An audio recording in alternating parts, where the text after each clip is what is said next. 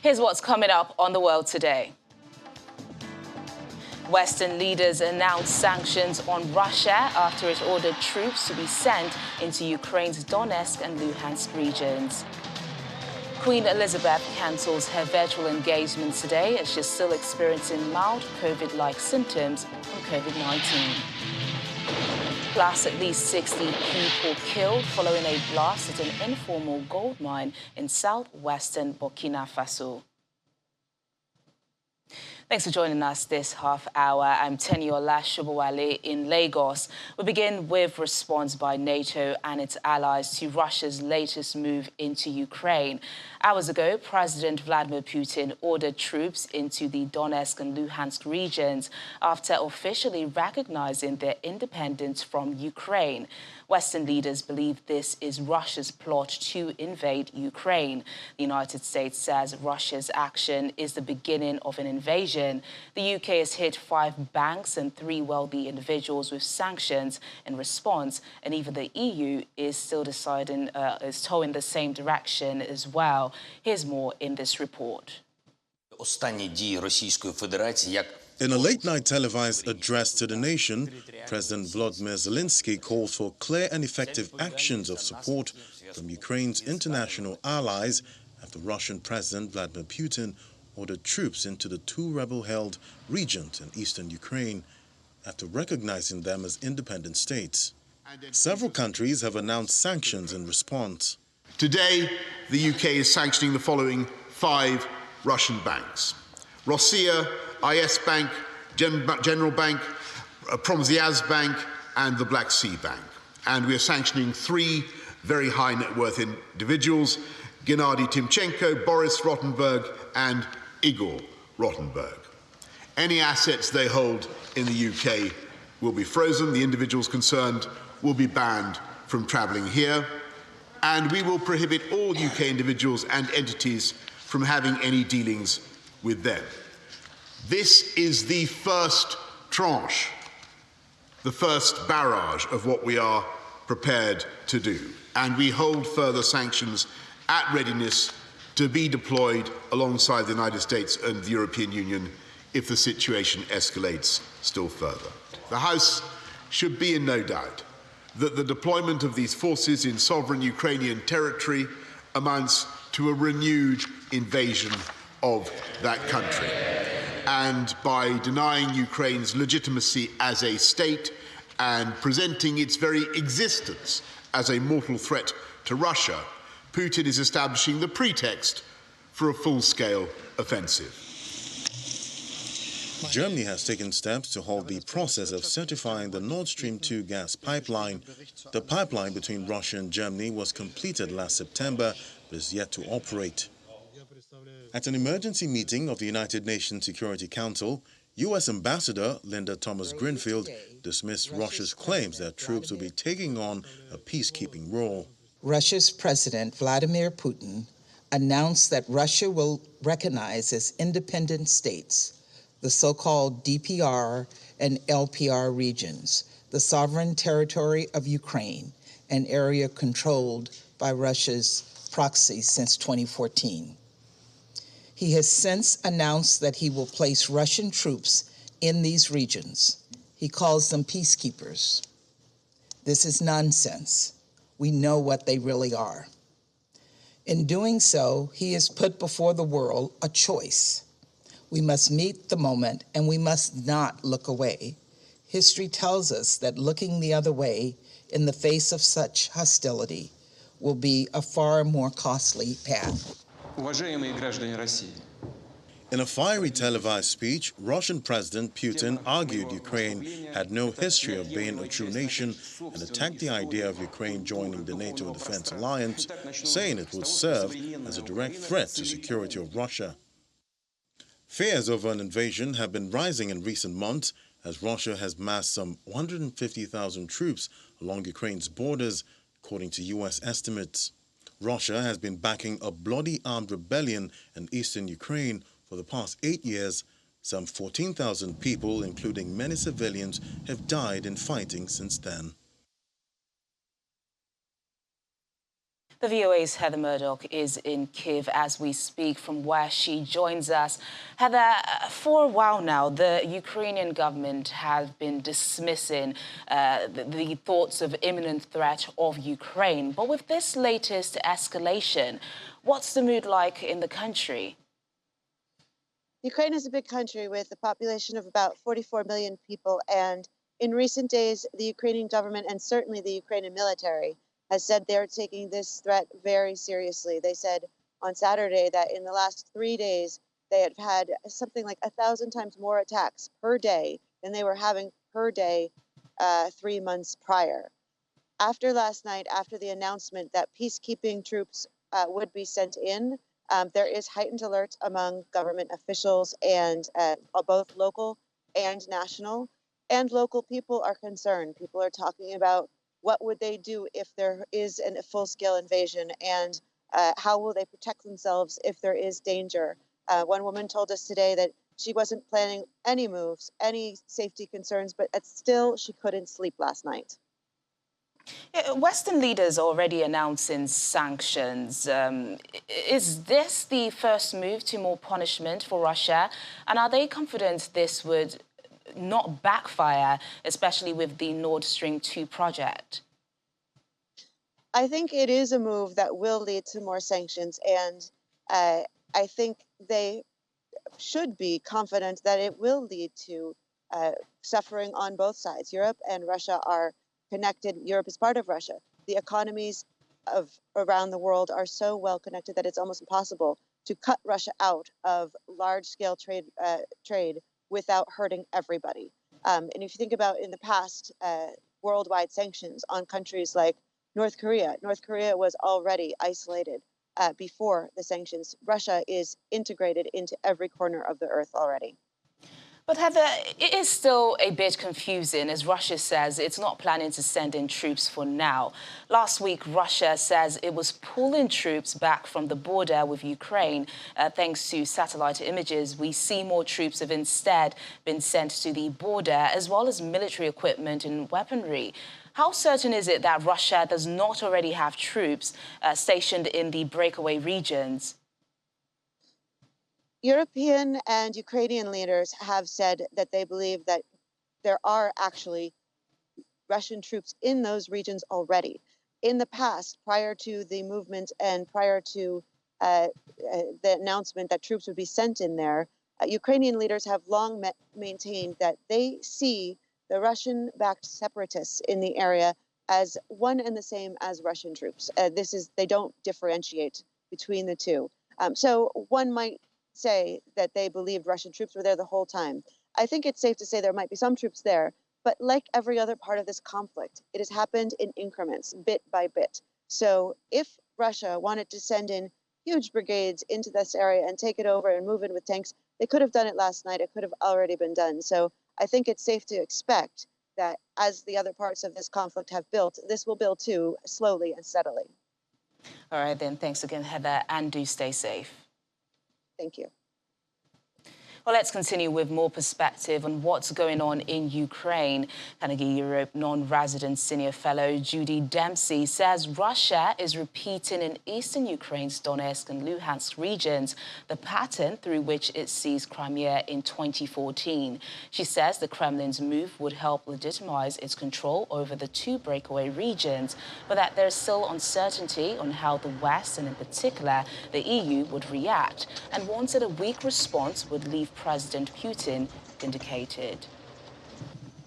Essentially, this is about a kind of copy of 2014 when Russia illegally annexed Crimea, and now they are doing this now to a part of eastern Ukraine, which undermines even further the territorial integrity of this country. They've been controlling them since 2014 with their proxy militia groups there.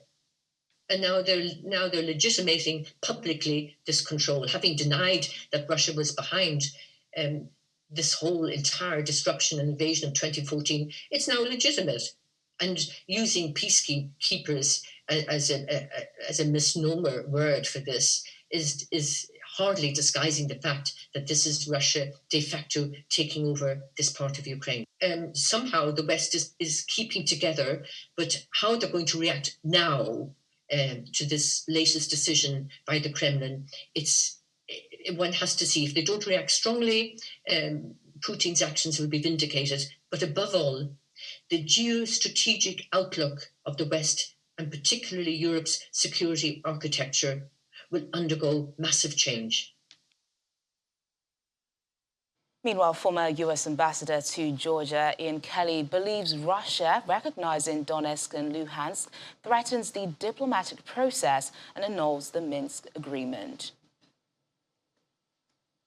Well, it's causing a lot of angst because, you know, after weeks of wondering what cards Putin was going to play, it seems that he's not interested in a diplomatic solution. He is interested in undermining Ukraine by recognizing a big part of the, or carving out a big part of Ukrainian territory as not under their sovereignty. You know, they've been dealing with this for years. I think they're probably coming to the same conclusion that I am, that the Russian goal must be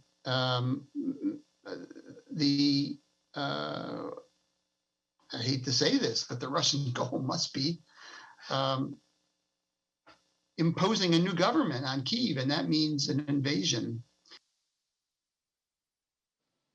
More on this, security analyst Chidi Nwanu is in London. Chidi, here was the West thinking Russia's invasion of Ukraine would be done guns blazing. But with this very simple but all-important move of President Vladimir Putin, recognizing these independent states, Russia is technically already in Ukraine, right? Yeah, well, so good afternoon first, and thank you for having me on. And I think that's the interesting point, is I think for most of us who've been observing this, who've been tracking this, the interest has been, how is Putin going to, you know, perform this act? Because it was fairly clear from quite early on that it's not going to be a full-on aggressive invasion, you know, crossing the line with tanks and artillery, because that would just be something that you couldn't defend. It was how he was going to manipulate it. And this is, you know, as you've alluded to, is a fairly clever move. So he's technically invaded Ukraine, but legally, from his point of view, he is supporting a friendly nation. So it's a very old Soviet trick. So when the Soviets invaded Afghanistan the first time, this is exactly the same thing they did, except that time they landed their special forces, went in, killed the president, installed a new president, who then invited the Soviets in. In this case, they have invited themselves in using their proxies. So it's whilst we might think, yes, this is a little bit of what's the word I'm looking for? It might look a little bit, you know, roundabout, but it is within what one would have expected. It was not going to be a full-on invasion, but it was always going to be tricky. And it's now how to manage this trickiness. Yeah, and speaking on that, at this point, do you think a diplomatic solution remains on the table to resolving this crisis between Russia and Ukraine, as some believe Russia's actions violate the Minsk agreement? So, I mean, Russia's actions do not violate the Minsk agreement. Russia's actions destroy the Minsk agreement, because the Minsk agreement now no longer exists. There will have to be a new deal. The fact the Minsk agreement, you know, sees Ukraine taking, you know, control of these territories and them being reintegrated into Ukraine. So clearly the Minsk agreement is now dead unless Luhansk and Donetsk, you know, renounce their independence and Russia withdraws its recognition, and that's not going to happen. So there's going to have to be a new diplomatic solution, and this is more or less the end game. So as I said before, you know, everyone was looking at this as that the main effort is an invasion. The main effort was this point. Now, what comes next? What is it? He's taken away something, and whatever concessions are given next are not going to be, we're not going to go back to the old start point. It's going to be a start point that's been determined by Putin. So the negotiations that will follow, whether it's to withdraw Russian troops, to recognize DPR and LPR, or whatever it is, it's always going to be that Ukraine will lose something first and will never, ever be able to join NATO, because as is clear to everybody from the beginning, you cannot join NATO if you've got an existing border dispute or you've got an existing ongoing conflict. So Ukraine was never going to join NATO, but now Putin has made sure that whatever happens next, he is going to be the determinant of Ukraine's future. So the key question is, does he opt for more war? Does he look and say, I'm now going to expand the borders of Luhansk and Donetsk to their actual full borders? Or will I hold the line of contact? Either which way, he has a very strong hand. All right, Chidi, we'll have to wait and see. Thank you so much for your thoughts on the programme. Thanks for having me. Still ahead. Fondue-making robot makes its debut at the Paris International Agriculture Fair. More details in a moment. Please stay with us. Thanks for staying with us. And now happening on the continent, Burkina Faso is still reeling from an explosion at a gold mine in a village near Gaoua, southwest of the country. At least 60 people were killed in the incident, with dozens more injured, including women and children. Images from the scene show a large blast site of felled trees and decimated tin houses. Bodies lay on the ground covered by plastic sheets. When we arrived, the bodies were scattered. So, with the security personnel which came to reinforce, we had to secure the area and use volunteers to evacuate the bodies. Many of the dozens of injured people are at the Gaoua Regional Hospital Center, although eyewitnesses say the blast happened in the market at the gold mining site when dynamite stored there caught fire. Pony Province High Commissioner says it is not certain on how it happened. It was probably caused by explosives, but how it happened, for the moment, we do not know. It was not clear exactly what kind of gold mining went on at the site. Burkina Faso is home to some major gold mines run by international companies, but also to hundreds of smaller, informal sites that operate without oversight or regulation. This unfortunate incident brings back harrowing memories for victims of similar incidents in neighboring Ghana, where at least 13 people lost their lives, livelihoods destroyed and villages flattened by the blast. A regional prosecutor who visited the scene said an investigation has opened into the tragedy.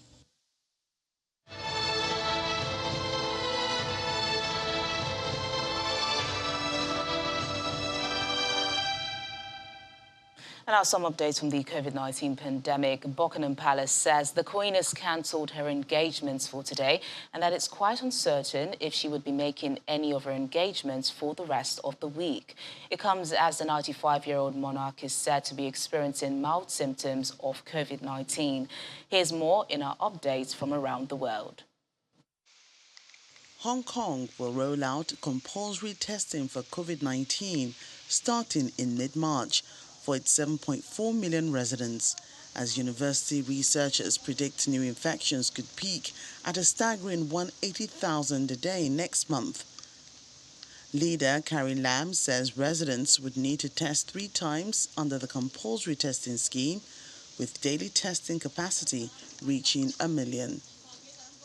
Daily infection numbers have risen sharply this year in the city, reaching a record 7,533 cases on Monday, overwhelming the government's testing, hospital and quarantine capacities.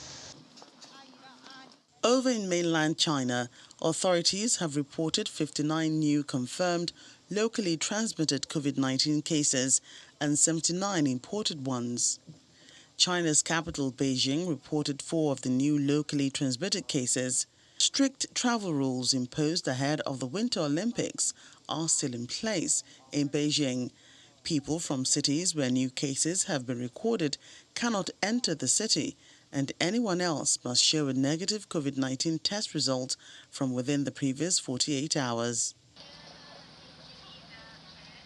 In other developments, the cumulative number of confirmed COVID-19 cases in the United States has risen to over 78.5 million, with a death toll of 935,927.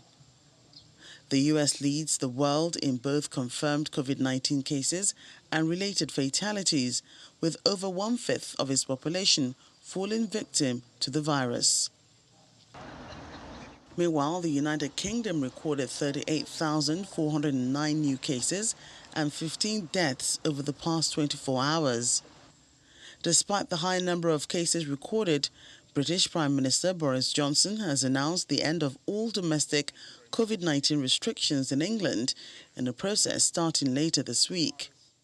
In England, we will remove all remaining domestic restrictions in law.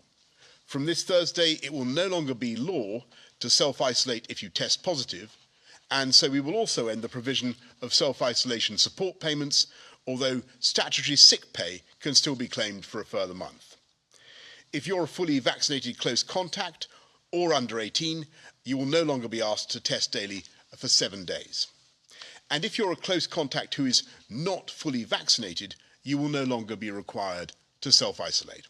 And finally, royal officials say the Queen has cancelled her virtual engagements for today as she is still experiencing mild, cold-like symptoms from COVID. It was confirmed on Sunday the 95-year-old monarch had tested positive for COVID-19, but officials said she was well enough to carry on with light duties.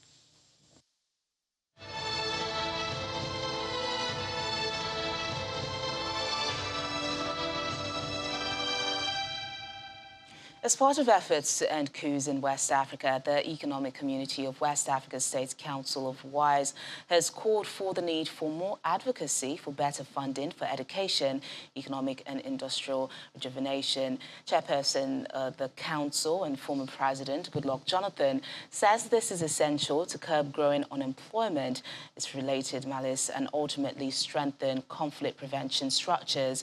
He made these comments at the conclusion of a two-day strategic retreat and planning workshop of the ECOWAS Council of the WISE held in Lagos, Nigeria.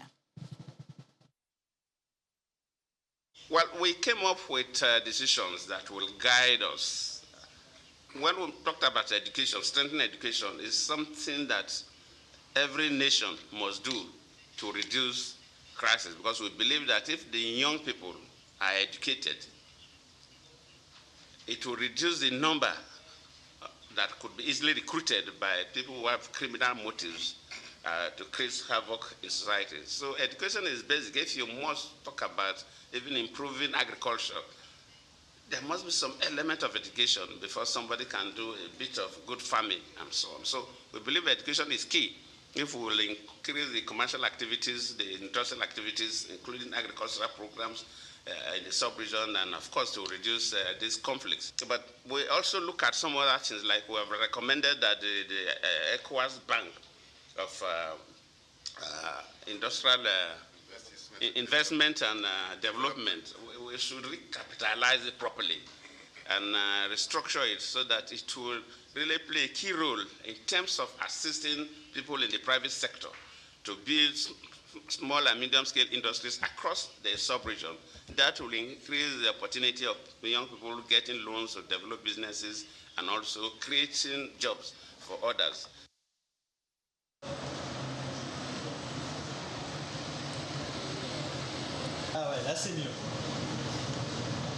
Well, humans continue to make robots that do almost everything. So why not a fondue-making robot? You have to see it to believe it, as it makes its debut at the Paris International Agriculture Fair this Saturday. Developed by the Startup Workshop 4.0 in Switzerland, the robot, baptized Bobosh, removes the crust from a block of cheese and grates it into a pot. It then pours wine into the container, heats, stirs and seasons the mixture, and dips morsels of bread into skewers into the fondue. But it's not entirely autonomous. The operator still needs to intervene at some point to stop the mixing process. Otherwise, it can keep stirring the fondue until it's overcooked or inedible.